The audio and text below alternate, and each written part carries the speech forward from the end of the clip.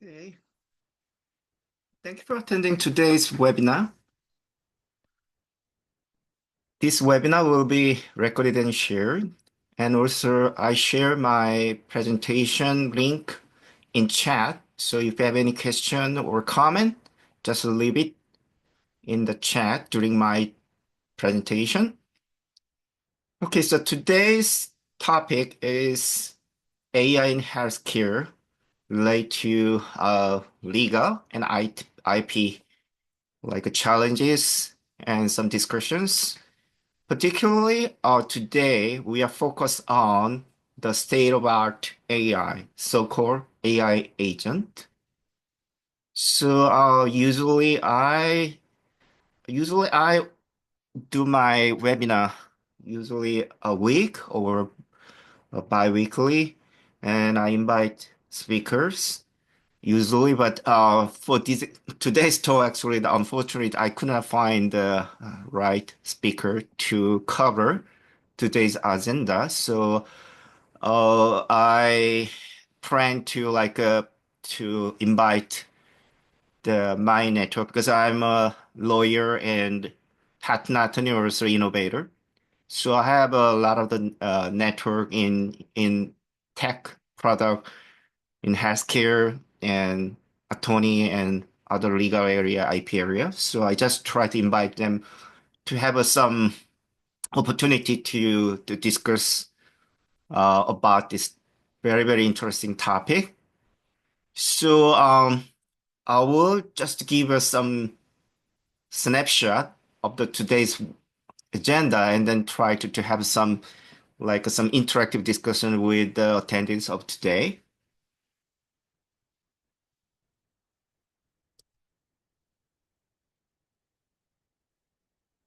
So basically, many of you already are my LinkedIn connection, so already know me. So I'm Alex Lee. As I told you that I'm 30 years experience in technology after my PhD from Johns Hopkins University. And I also attended law school, so I'm a lawyer. Sorry, in the currently I'm a lawyer in New York State and also U.S. patent attorney. And over my 30 years experience, that starting from 2 years ago, I my I focused on healthcare area. So I explore intensively in so-called health tech and medtech area, particularly AI powered the innovation in healthcare. So I actually intensively researches and started, and also like as I told you that I often to organize webinars, so I have an opportunity to interact with the healthcare professionals in this field. So even I don't have any I'm not a doctor, so I don't have any experience to interact with a patient. Also, like I've never been in some in maybe involved in for example pharmaceutical and then biomedical, but through my interaction with these professionals, that I fortunately I learn a lot. So I'm now in a position to touch many different type of the hot topics in healthcare, particularly in like the digital health and AI in healthcare. So if you're interested in the past work or past webinar, then you can see my YouTube channels. And also I post a lot of my article in Medium. So please read it if you're interested in. So because I'm not going to talk about detail about AI agent because it's a big topic. And then if you think about AI, then now everyone talk about AI agent because all big company like Google, Apple, Microsoft, and many companies, NVIDIA, talk about AI agent, and they develop their own AI solution platform and technology. So I'm just to give you the snapshot what is AI agent. So it is in between like a traditional AI, like a mostly passive static that just do what train. and we're targeting in the future like most like very, very like human like general intelligence type. In between, I think that this is the one in between them. So they are very similar to what we are thinking and what we decide and what we act. So they can have a perceive some situation. So they know about the environment, interact with environment, and interact with people. So they know about the context and understand. And then utilizing their memory, also they know about past. And so they have some memory and they have some historical like tracing. And based on this, they can some reasoning. So they have a reasoning and they can think about some uh, like a human thought. And then they can make a decision to act. So, and then after that, actually, they actually some kind of like done by this kind of perception and memory and reasoning. So it's kind of like a dynamic. They learn, they can be changed, they can know you, and then they act as more autonomous way. So, I just think about what kind of like the healthcare AI agent type and potential applications. So based on their characteristics, so they think about like a strategic thinkers or the adaptive intelligence and context-aware system and even language expert in medicine and multitaskers and learn from mistake. And so they learn and adapt and they can be like a smart healthcare automation type. So based on these characteristics, so I just envision that in every aspect of the healthcare, they can contribute. So they can do a lot of like things that previously human done. So they can be like a support, some kind of like some that I'm going to talk about a little bit about what I'm doing now. But this is the one that actually the state about. So it's kind of like somewhat different. You have no if you are in the healthcare, you know about the deep learning applied for the like analyze image, like radiologist and some kind of like diagnostic something like that. So they are all done by some human like interruption and human like intervention and then in the pre-trained. But this AI agent is somewhat different, is that they are more autonomous and that they can think and they can decide and they can adapt, they can learn. So it's a different. So if you're interested, you can it. So this is one good example that actually the developer of this Dr. Ellis was my previous webinar speaker. So this is one particularly that this kind of like AI agent can be a therapist, doctor. So this is the one their communication way to like interact with the patient, usually in the mental health.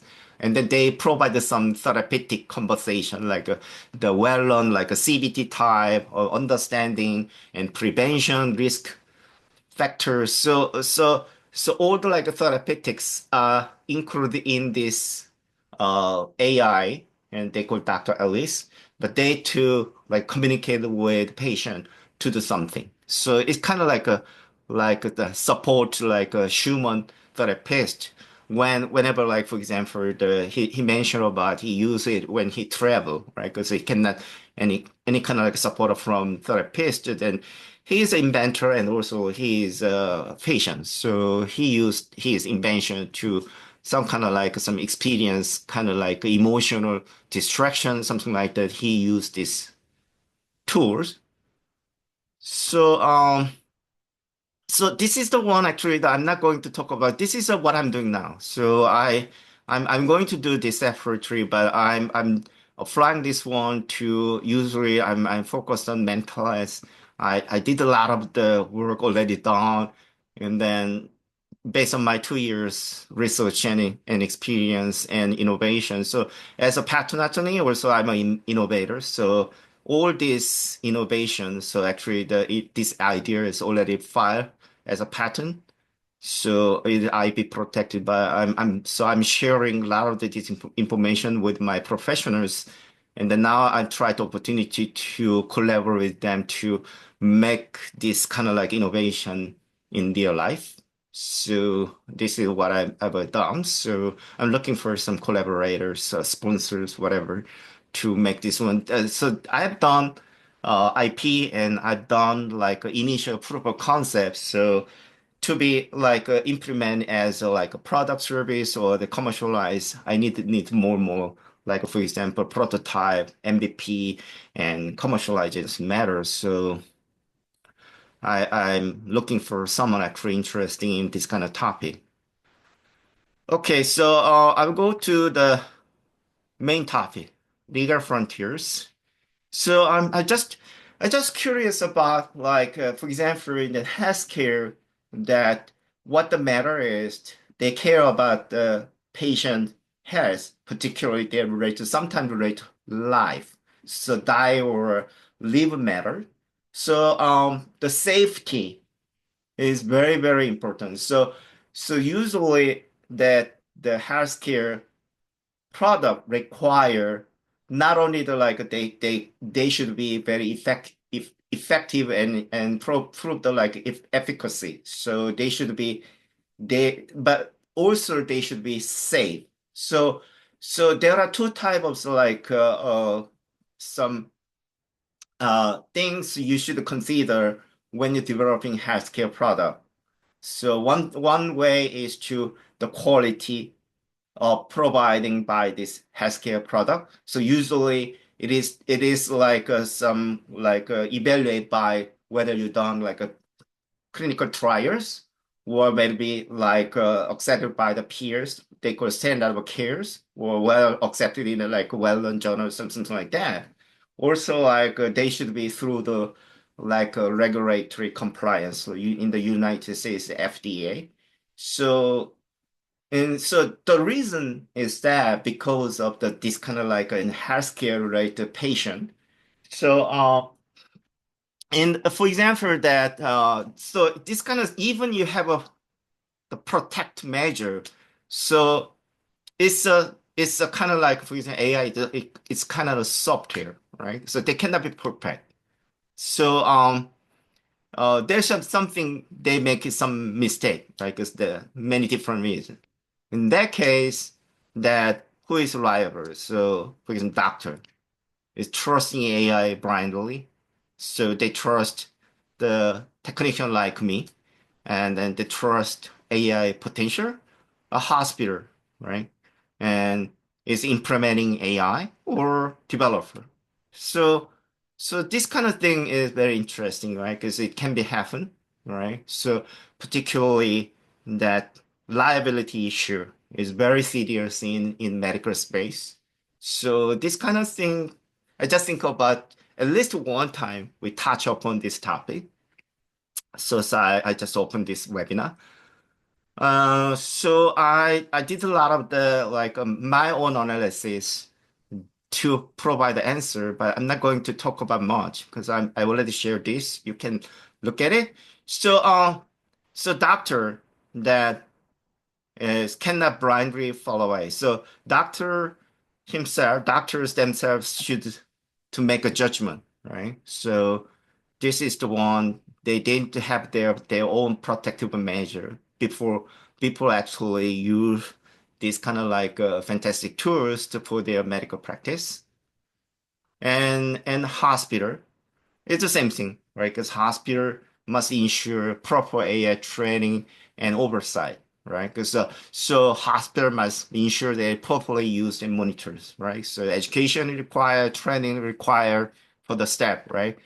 And then I originally from South Korea, so this is the one thing that maybe for example in the United States and the South Korea and all other countries the structuring of the healthcare system is different. For example, that in the United States most of the doctors are independent from the hospital, but in South Korea the doctors hired by hospital. So some of the relationship is different, but anyway, because this is for the U.S. market.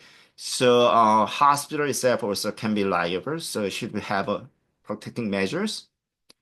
And for the developer, the same thing, right? Because and then even the government recently, for example, that I didn't talk about today about FDA regulation, but I have a touch on the topic two times before in my previous webinar. That actually the they also developing to take care of this matter. They call AI ML enabled medical device guideline and framework. So, but they cannot take all the aspect of it. So something happened, right? Always. So you should be have a very careful about. So developer must ensure that rigorous testing and compliance with medical science. So if so in a spectrum of the healthcare like application, some are, for example, just to relate to like operation of the healthcare administration, or some is kind of related directly with the medical facts like diagnostics, treatment, and also like a preventive measure, something like that, or some are just research or like biomedical research or the drug discovery, something like this, depending on the spectrum of what you're involved. So you should be careful about some kind, like if you're in this domain, like the relate medical practice, right? So you should be have in mind. So I want you to have some opportunity to look at this, right? Because it usually until something happened that actually it'll be, for example, it'll be disputed in the court. Actually, nobody knows what it happened, right? But anyway, because there is something that you have a protective measures can do. Um, so, so AI liability depends on error type, level of AI autonomy, and human involvement in decision making. So the current law is not perfect. So there is many kind of thing you should be consider. So the solution, this is my own. So develop clear legal and ethical AI frameworks and mandate explainability, right? So usually the traditional AI is a black box.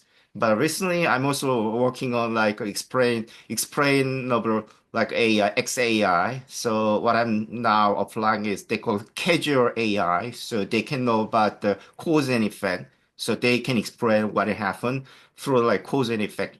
So it is one of the measures you can think about. And then library laws to like this is like a legal policy matters, right? So they should be follow the AI evolution law. So this is one actually that when I because when I attended my law school, I attended a software law school in Boston as an evening student because at the time I working during the daytime. So so I when I enter in the first day, actually the dean of the law school have some luncheon, and then one thing to have in mind, I still remember, it's quite a long time ago, but I'm still remember is that the law should follow the like a social like innovation. So, but usually in the tech innovation that the it kind of like laws like a law. It should follow the innovation to support, but usually not the case that I experience. Anyway,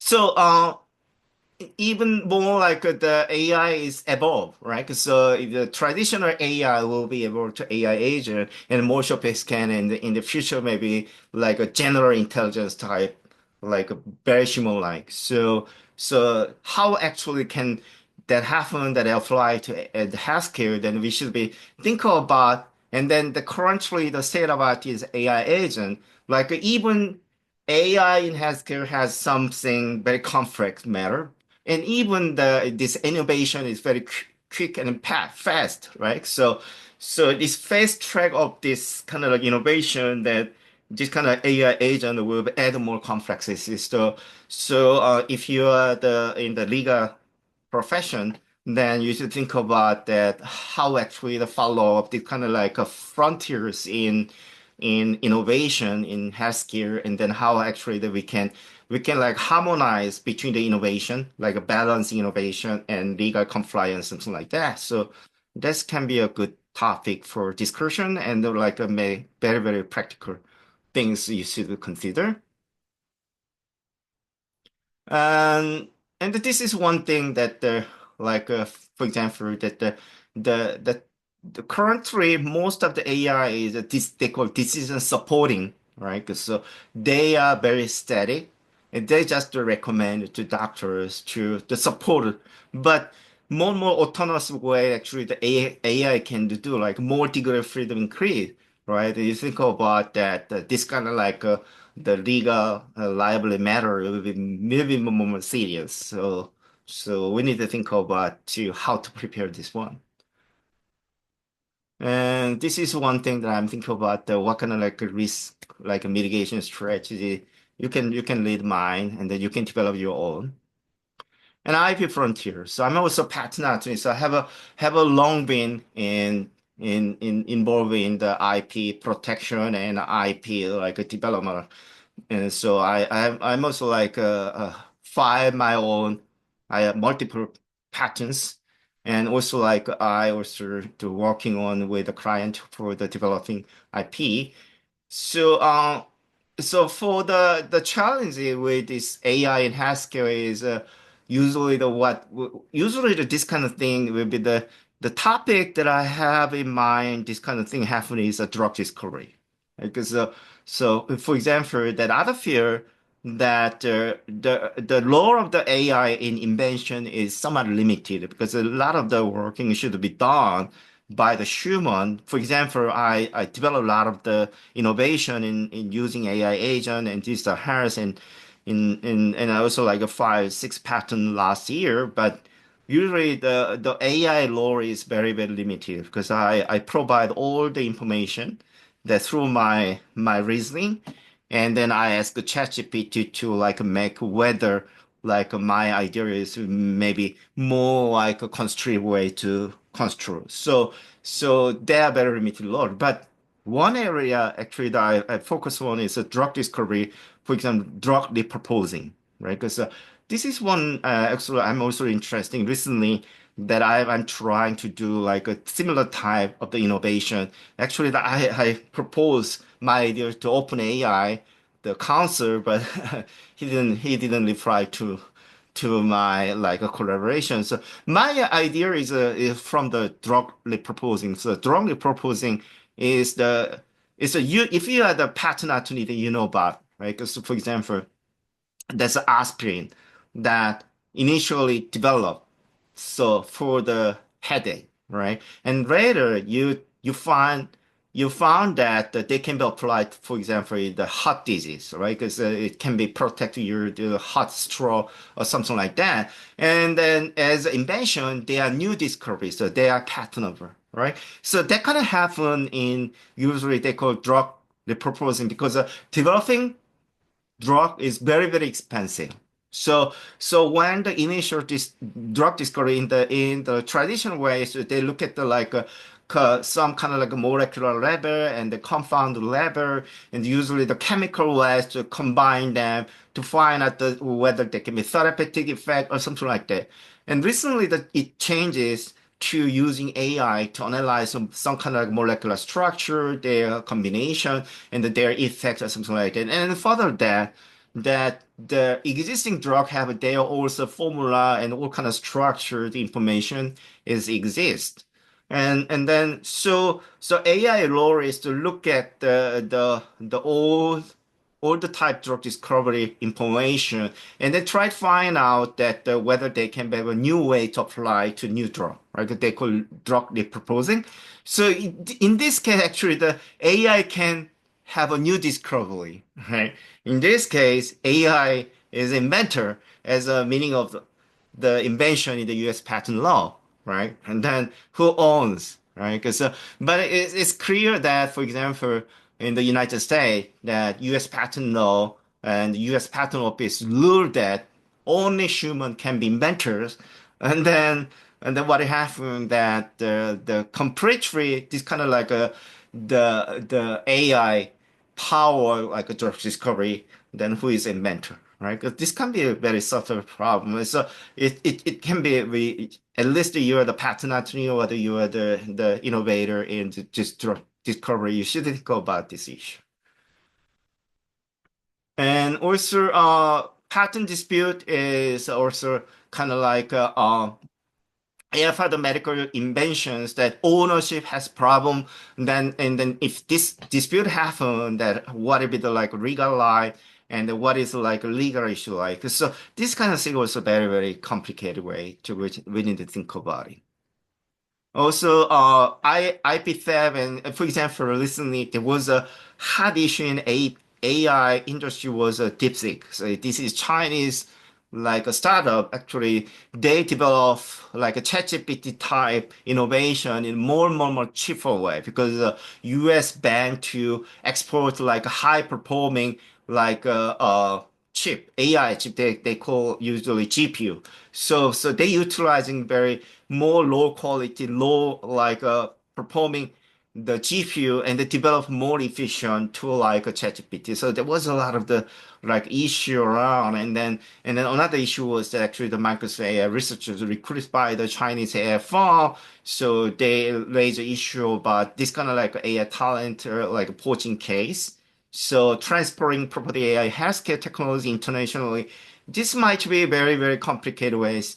And it can be happen, for example, in now and Trump administration more like against Chinese government to like in like AI innovation like a competition. So this can be also happen in a like very country way, even in the international. And so like in the AI agent, adding more complexity, right? Because they are self-learning, autonomous discovery, and medical workflow automation. So it can be you should be prepared that the all kind of like complex legal issues and IP issues. And then if you are the like in the legal side, you're the attorney or the patent attorney, then you should be prepared that this will happen in the near future. Okay, so new legal framework is needed, and so and then we need to be prepared, right? As an inventor, as an innovator, or you are the like a practicing lawyers or the IP attorney, you should be prepared for this, and you know about this topic. And then we need some dynamic patent laws, and then add credit and ownership mechanism. We should be very like following the fast trail of the innovation, and we need to think about it. So this is one actually that I wanna raise the issue, and then I wanna discuss with you for the. So here is I did a lot of the different type of the AI agent in healthcare webinars. So if you're interested, and then you can look at it, my old one. Okay, so I done everything that I prepared today. So please look at for details. I share my presentation. So so as I told you at the starting that I want to have some open discussion with you. So I just provide some challenges, what the current state is, and everything, right? Because and then I just count that not many people actually joined today, but I just invite about 1,000, more than 1,000 in my network, and then I try to do in balance. So I invited from the legal profession, IP profession, and healthcare profession, and then about 220 registers. And then I just look at their profile. Then about the 50 was from the healthcare, and then about the 20 from legal and 30 from IP area. So I'm not sure that I didn't look at that. I just see that the name that I'm familiar with is Randy there, or it maybe you maybe referring to healthcare professional.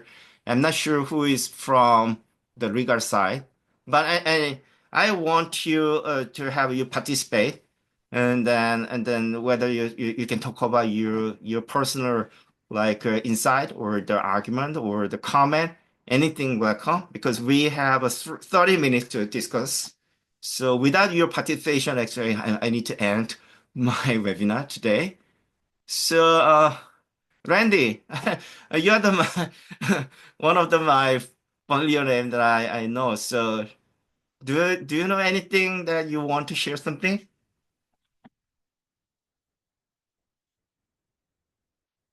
Can you speak?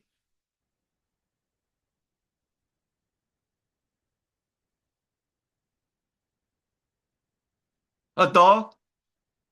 Can you speak out?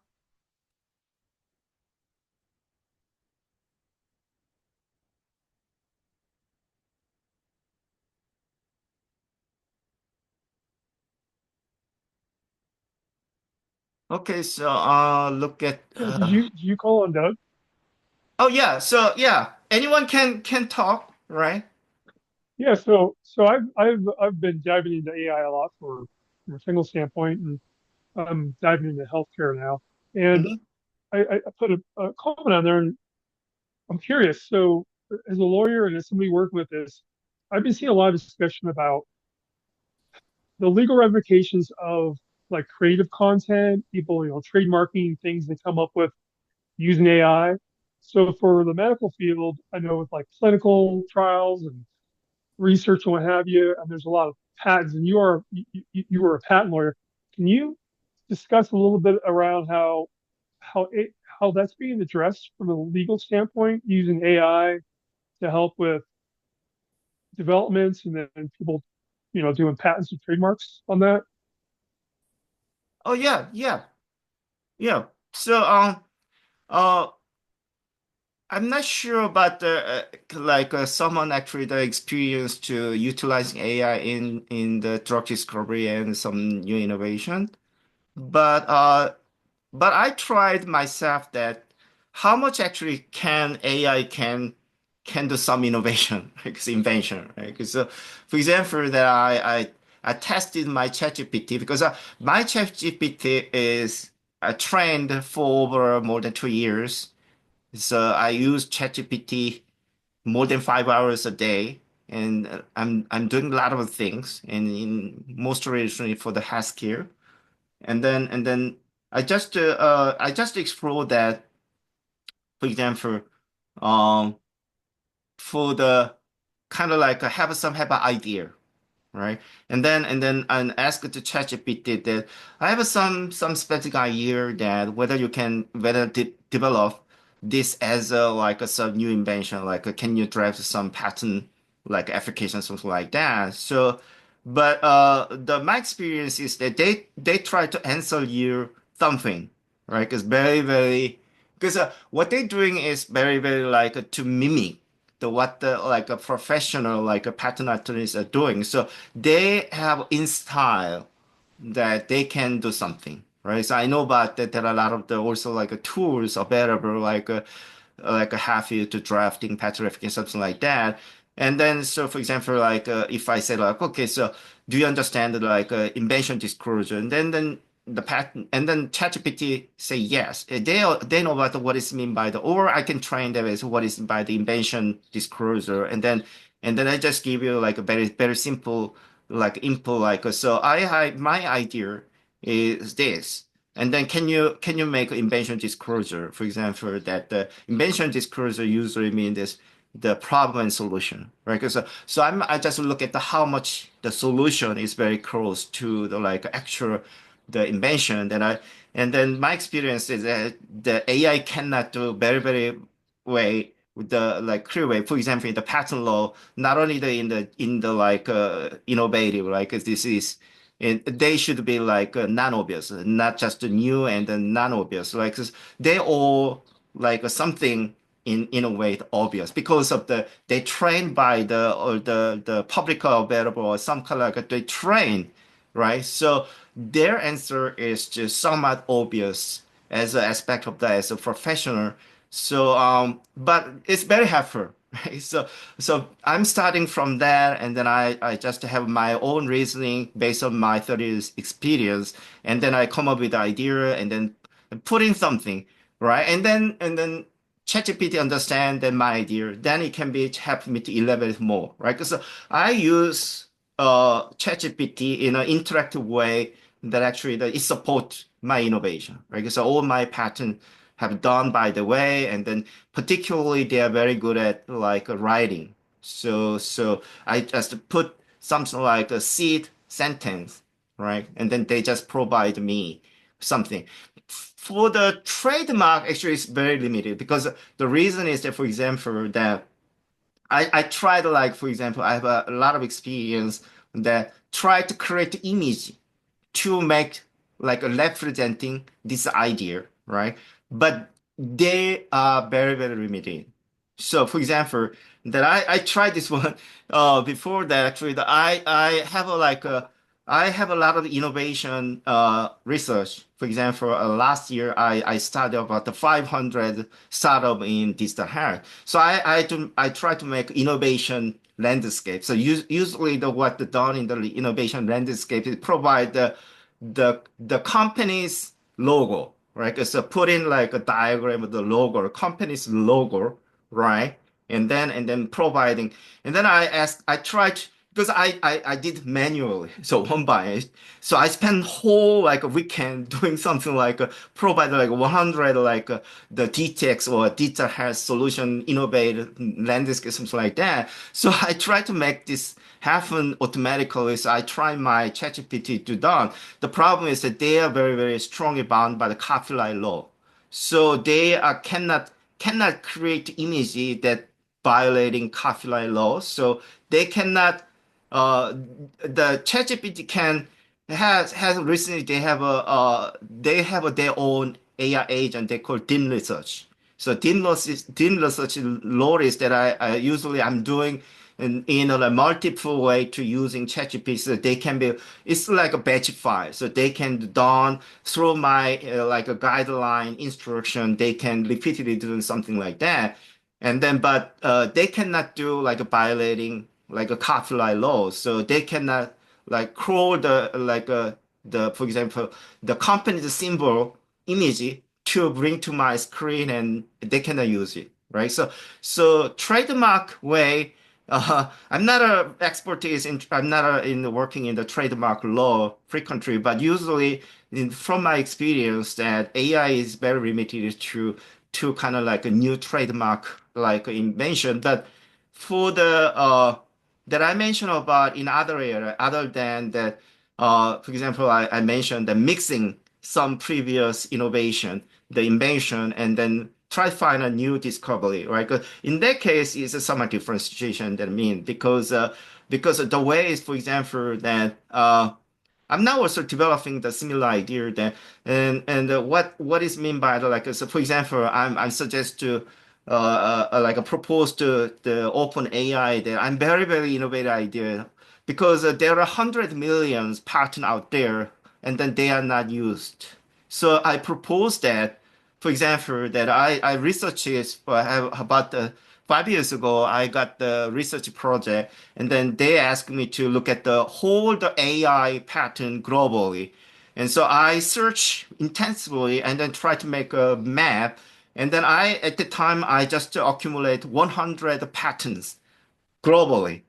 And then I have come up with the idea, well, then it'll take a lot of time and then money to developing new AI innovations. So my idea is that because you have for example, like a hundred, 100,000 AI patterns available. And then my idea is that train the AI this whole innovation, and then they will look at the whole the different idea, and then they can mix and then ask them to find out a new AI innovation. Because they reject me, but anyway, because I just think about that maybe happen if you can like overcome the like obviousness problem, right? Because just the integration is not enough, right? It can be new and then non-obvious, and then there is something that dramatically change, right? But I think that in the drug discovery I mentioned in the like a drug repurposing that can happen. So I never experienced, but usually I have seen a lot of the drug discoveries through the repurposing, and then I know that there are a lot of the tools available. For example, in Boston and in Harvard Medical School they have an open source then using the like the using their XAI to find out the new drug from the previous drug as really proposing. And then I think that they are very perform very well. So you can have a chance to find out a new drug from this drug they're proposing, and that can be a new invention. So I'm not sure because that's one I never experienced in person, but potentially can happen. Yeah, I think you raised something that really kind of I've I've learned a lot about recently is you basically have scrubbed the patents available in this case for AI, but let's say somebody is scrubbing patents for drug discovery or or something else. I've worked in medical devices for about 12 years Hmm. previous to now, and so same thing. A lot of patents for medical devices. One of the things that I think is going to be a legal challenge, maybe or something, is a lot of people use AI, the public AIs like OpenAI or Claude or something like that, and they're using it for work and those AIs, even though they have a fixed what's called database from Hmm. a year ago, 2 years ago, because that's when they cut off AI, they're collecting all of those queries and everything. And if anybody shares information about their company, especially if they're trying to use AI to kind of develop something, now when they cut the AI database off in a year or two, whatever period they're going to do it, that's now in their now that's in their database. And I think there's going to be a lot of problems from a legal standpoint because people have inadvertently uh, used AI, providing it with the proprietary information from their end. It's not Hmm. in the AI's model so much, but now they're given the AI model that proprietary information that uh, I think we're going to see in a few years. This is going to be a major problem when, let's say I'm a medical device manufacturer and I've developed a medical device with a novel, approach, and all Hmm. of a sudden I see somebody who did exactly the same thing, and I'm like, it took us 6 years to do this, and it took them 3 months. It's Hmm. obviously there's a leak somewhere, and Hmm. AI could be that leak. Hmm. Yeah. Yeah, Yeah, yeah, that's possible. For example, that I just read the like provisional pattern applications, six provisional pattern application last year using ChatGPT, right? So because that information is in the database, right? So, yeah, and then by some way, actually, the somebody. I'm not sure it's kind of by any chance that somebody had tried to do some come up with the idea that they can utilize mine, right? Because it's not often, right? So, yeah, yeah. Okay, yeah, that will thanks. happen in the future in many ways because that's why, for example, recently there's a problem with like the Chinese new AI tool because in a, like in an initial agreement, right? Because there was like a policy matter the you need to share everything, right? Information, right? So yeah, that's kind of like some it's more like a AI agent will be. That the AI agent, that I really expressed, right? Because I use AI agent many, many times, and now I'm very, very expertise to, whenever I come up with the idea, right? Because I know about that the basic principle of the AI agent is very simple, right? Because they can know the situation. So I instruct them, for example, that for yesterday, that this is my experience because I'm doing some like a digital health solution, right? So last year actually I tried to like have a what kind of like a DTX innovation, like a digital therapeutic innovation is happening. They are digital drug, right? Because they can using treatment and the mental health, Alzheimer's, whatever. So I'm researching myself for 2 years, and then I also have a published book like that, and I have my own pattern, and then I was just curious about that. How many like for example in the Apple and then an Android phone App Store there are 100,000 apps they call healthcare app available, right? And then nobody knows actually what's the difference, what is their purpose, whatever. So I just curious about that that I try to do like objective way to evaluate them, right? So that's one actually, for example, that there are a lot of the healthcare, like the non-profit or the research organization done this kind of work because there are some organization last year published, like, for example, they evaluated like a 10 like a diabetic like a distance solution and they compare with the comparison whether there's a effective whatever, right? And then the other company done something like that, and then they are very manually done and then very like time consuming, and then they spend a lot of money doing that. So I just think about, wow, that's a very like I can do a more systemic way, right? So I understand what the like evaluation they done. So I just look at the human done, right? Because so they publish their like evaluation criteria framework. So I put them in my workflow, and then I develop AI agent for myself that doing this kind of thing. So yesterday is one example. Then I just I just for example I just instruct my AI agent that first I provide. I'm interested in that the available like healthcare app in Android and iPhone App Store, and then look at all the app available and then find out search, and then I provide that criteria that I want to do you like evaluate each apps based on my criteria. So I just provide like first look at the, for example, their own exploration or the like a customers their comment or something like that, and then their utility. So in the generally the how much they are good, right? Because based on reputation or whatever. So it's a one. And the other is whether they are scientifically valid. So search surrounding that app that whether they already have a clinical trials and they publish in the scientific journal, something like that. And third criteria is that look at whether they are comply with the regulations. So FDA C or the like privacy like HIPAA or the GDPR, whatever. So I made the three criteria and then assign them.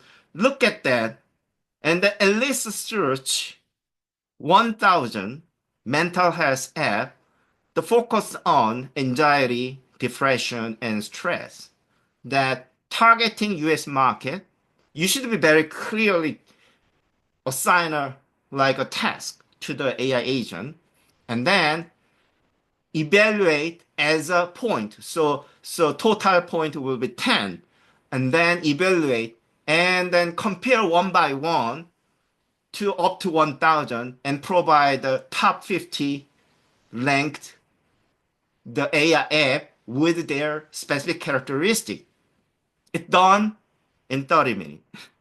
And then it provide 50 top ranked, very realistic because I just look at their product manually, look at it, and then I post it in my LinkedIn, and then I just look at their manufacturer and I invite them to whether it's good or not.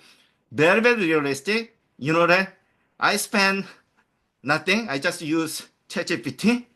I developing my own instruction as ChatGPT, working as an AI agent, and then I'd wait 30 minutes, and then just done more like 30 minutes to to reanalyze the data and produce some good looking like a table, an image, or something like that. I spend 1 hour doing that and nearly zero cost, right? And other people done this kind of thing, right? For a year, right? Spend $1 million. So, recently I'm fascinated by this kind of thing, but it'll be very difficult. Like if you wanted to, and then if you look at I'm trying to do more like my application to more approach to close to the medical activities, right? Because for example, like I mentioned, therapist, right? Because it's doctors or something like that. But I'm very good idea, but I'm still have something that whether I can go to that end of the risk spectrum. But anyway, because this is one thing that I experience using AI agent in healthcare application. Anyone to share your comment or insight? We still have 10 minutes more to go.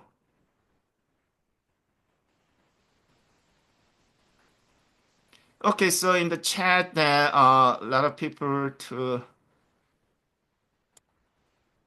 Okay, so Randy, you talk about the third-party release of the information purposefully designed for AI offers some protection against data misuse, non-compliance, and cybersecurity risk. And Randy, can you explain your question?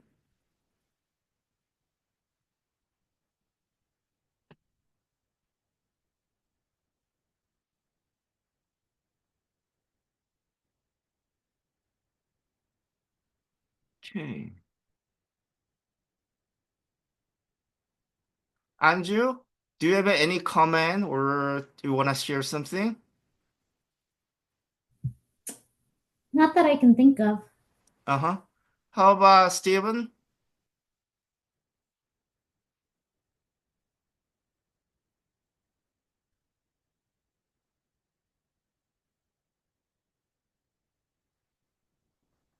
Okay. Okay. And Paulo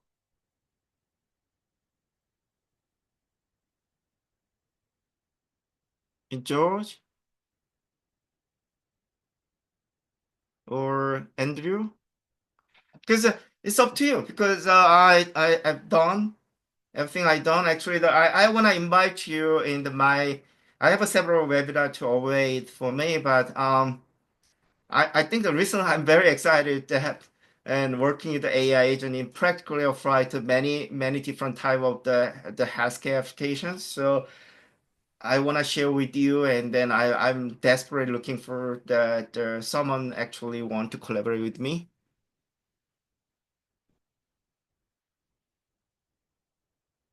Okay, so okay, so nobody want to share your inside of the comment. So okay,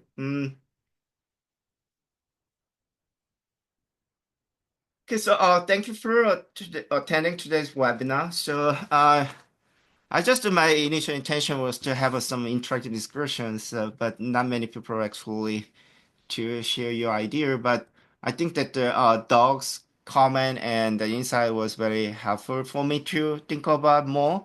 Right. So special thanks, dog. Okay. So thank you for attending to this webinar. So I already shared my presentation, so you please look at it, and then if you my LinkedIn connection, then just let me know if you have anything like a further discussion or any comment or insight, particularly I'm really interested in the collaborate with the professional in this field.